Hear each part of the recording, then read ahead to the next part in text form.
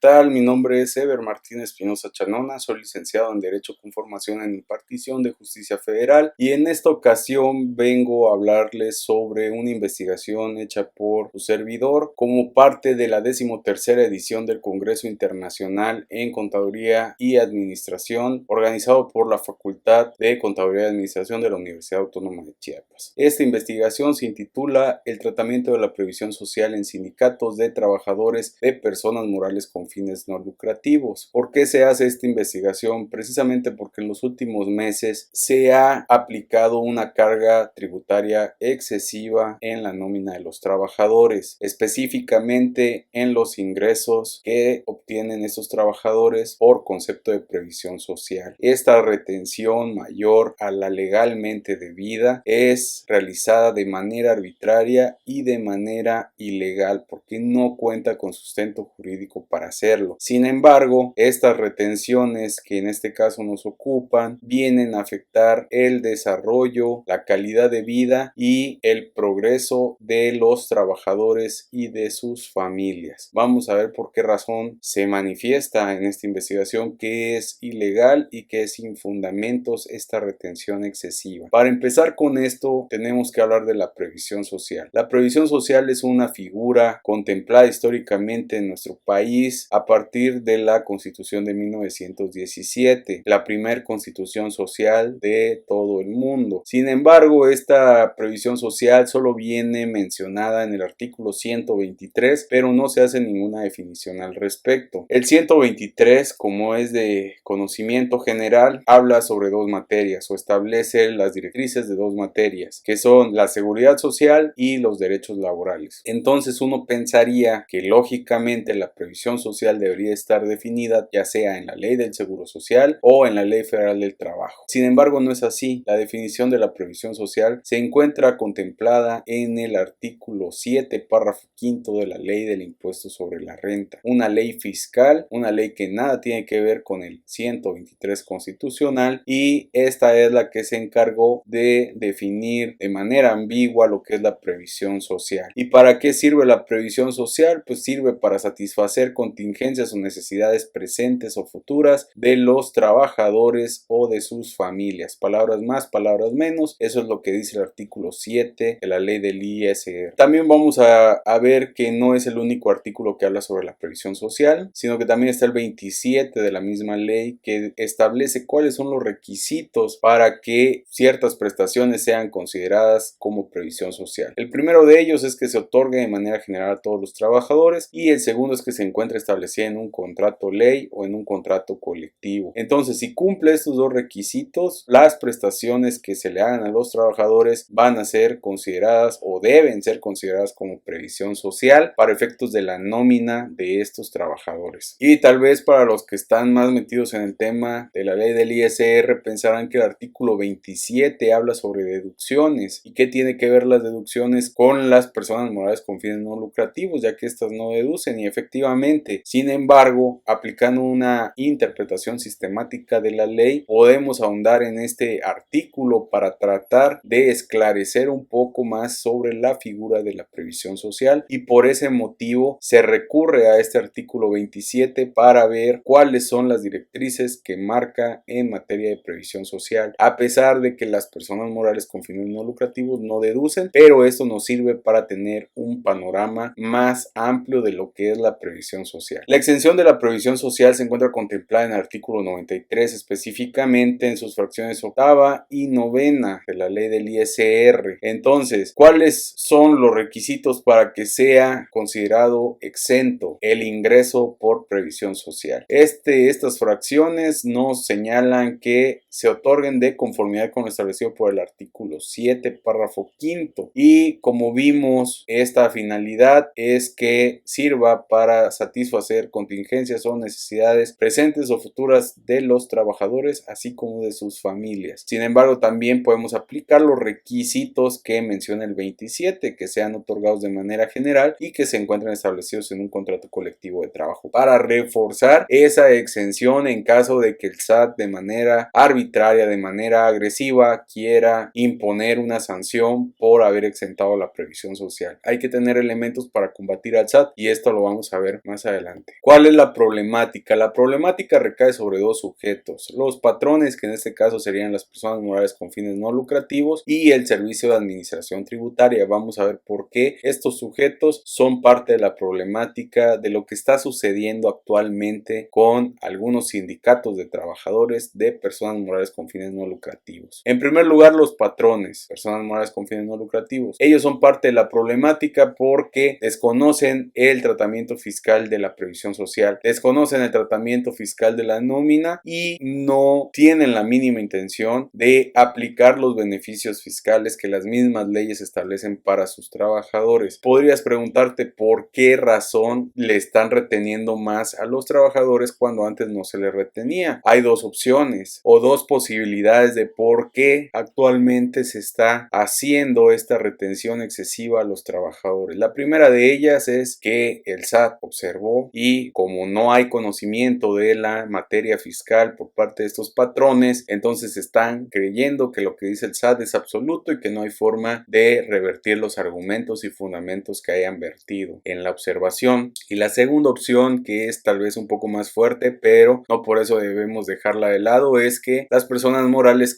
o aquellos que fungen como retenedores pues utilizan las retenciones para fines propios, y hasta que el SAT les observa o les requiere el pago de esas retenciones las van a enterar, de mientras están utilizando ese recurso con otras finalidades. Entonces esas son las dos opciones que a mi punto de vista podrían suceder, pero no quiero aseverar que estén haciendo una u otra. Como les decía, los patrones, en su desconocimiento, en su ignorancia, si llegó el SAT a observarles, están cayendo redonditos en la trampa que pone el Servicio de Administración Tributaria. Y el SAT, como autoridad recaudadora, lo que hace es aplicar estrategias de recaudación. En la mayoría de los casos son excesivas y estas son alejadas a sus facultades. ¿Por qué lo digo? Ahorita vamos a ver cuál es una de las tácticas recaudatorias agresivas que mencionamos en esta investigación. El criterio 27 ISRNB. Este criterio 27 habla sobre la previsión social, pero tiene su base en una jurisprudencia emitida por la segunda sala de la Suprema Corte. Esta jurisprudencia habla sobre la previsión social, pero exclusivamente en el tema de deducciones. Sin embargo, el SAT maliciosamente tergiversa el criterio y emite un criterio no vinculativo, pero excede lo que dice la jurisprudencia. Y aquí menciona que no solo no se puede deducir la previsión social dada en efectivo a los trabajadores, sino que tampoco se puede exentar. Y esto porque supuestamente lo que dice esta jurisprudencia es la previsión social otorgada en efectivo a los trabajadores, se desconoce el uso que estos puedan hacer de ese dinero y no se garantiza que se satisfagan necesidades con esto. Eso es lo que dice la jurisprudencia, pero el SAT, ya ahí tratando de recaudar de mayor manera los impuestos que legalmente le corresponderían, manipula este criterio y le pone que también se deben evitar las exenciones. Y para cerrar este criterio, menciona que aquellos patrones que incurran en la exención de ese impuesto sobre la renta estarán incurriendo en una práctica fiscal indebida. Entonces, estas son las clases de estrategias agresivas de recaudación que utiliza el SAT, y pues si no conoces la materia fiscal y ves este criterio, pues obviamente vas a decir, no, pues entonces no se lo exento, prefiero quitarle al trabajador 400, 500 pesos, 1000 pesos más en su quincena o en su mensualidad o en su salario en general, con tal de que yo no tenga problemas con el SAT. Sin embargo, ese dinero que se le está reteniendo de más al trabajador puede ser sumamente importante para su desarrollo, tanto personal como familiar. Esos 400 pesos pueden significar tal vez una despensa, tal vez el pasaje para llegar al trabajo, tal vez los uniformes de los hijos del trabajador, muchas cosas que se pudieran hacer con ese dinero, aunque no es mucho, pero quincenalmente se puede ir haciendo ese monto una cantidad superior a lo que se ve a simple vista, ¿no? Con esta táctica recaudatoria agresiva, el SAT trata de intimidar a los contribuyentes contribuyentes para que se pague un impuesto por algo que no corresponde, porque es un ingreso exento. Y la jurisprudencia que es la base de ese criterio no vinculativo, pues es la que se pone aquí en esta diapositiva, donde el rubro dice despensas en efectivo no constituyen gastos de previsión social para efectos de su deducción en la determinación del impuesto sobre la renta. Desde el rubro vemos que la esencia de esta jurisprudencia es la deducción, nada tiene que ver con la exención, entonces no confundamos peras con manzanas. La problemática sigue, ¿por qué? Porque si tú no conoces de la materia fiscal como patrón y no sabes dar el tratamiento correcto de la nómina, pues crees que estos criterios vinculativos pueden tener consecuencias jurídicas cuando es totalmente lo contrario. Su mismo nombre lo dice, criterios no vinculativos, no vinculan, no tienen efectos jurídicos, son una mera opinión del SAT y esa opinión, si la quieres tomar adelante y si no la quieres tomar, pues tampoco va a haber consecuencias. Inclusive hay un criterio, hay una tesis aislada en la cual se señala que el criterio no vinculativo no genera afectaciones a particulares, ya que solo tiene naturaleza orientadora. Y en esta tesis aislada se menciona que se niega el amparo a un particular que trata de ampararse, valga la redundancia, en contra de este criterio no vinculativo. Y ahí hasta tesis aislada salió diciendo que no se otorga el amparo porque no genera afectaciones a particulares, ya que solo es una orientación por parte del SAT. Hay que tener esto muy en cuenta porque si no lo sabemos, pueden utilizar los criterios vinculativos en nuestra contra y vamos a tener consecuencias jurídicas que no están apegadas a derecho. Entonces, como les decía, las malas interpretaciones de la ley en materia fiscal y el desconocimiento por parte de los patrones conlleva a que el que salga más perjudicado en estas situaciones o en estas estrategias recaudatorias sea el trabajador, la clase obrera. Estamos de acuerdo en contribuir, estamos de acuerdo en pagar impuestos, pero que esos impuestos sean apegados a derecho, que no violenten nuestros derechos fundamentales, porque en este caso, en esa problemática que se les está planteando en este video, se violentan derechos fundamentales como legalidad, seguridad jurídica, proporcionalidad y equidad tributaria, establecidos en el artículo 31 constitucional, y el derecho al mínimo vital, que este es un derecho importantísimo en materia tributaria, inclusive está considerado como derecho humano. ¿Cuál sería la solución? La solución sería el asesoramiento correcto en materia fiscal, tanto para patrones como sindicatos, para que conozcan derechos y obligaciones de ambas partes. Combatir las tácticas recaudatorias agresivas por parte del Servicio de Administración Tributaria con estricto apego al derecho. Esto hay que dejarlo muy en claro. Si vas a combatir tácticas recaudatorias por parte del SAT, entonces tienes que hacerlo con la ley en la mano. Si lo haces con otro tipo de supuestas estrategias que no están apegadas a las leyes fiscales, entonces ya no estamos hablando de estrategias, estamos hablando de defraudación fiscal y ese es un delito. Y la impartición de charlas informativas en materia fiscal a trabajadores para que sepan cuáles son sus derechos, cuáles son sus obligaciones, cuáles son los beneficios que les otorgan las leyes fiscales. Entonces este tema da para hablar sobre muchísimas cosas. Espero que les guste la información. Les recuerdo, mi nombre es Ever Espinosa. Cualquier duda o comentario que tengan lo pueden dejar aquí en el canal de YouTube. Nos vemos en el siguiente video. Hasta luego.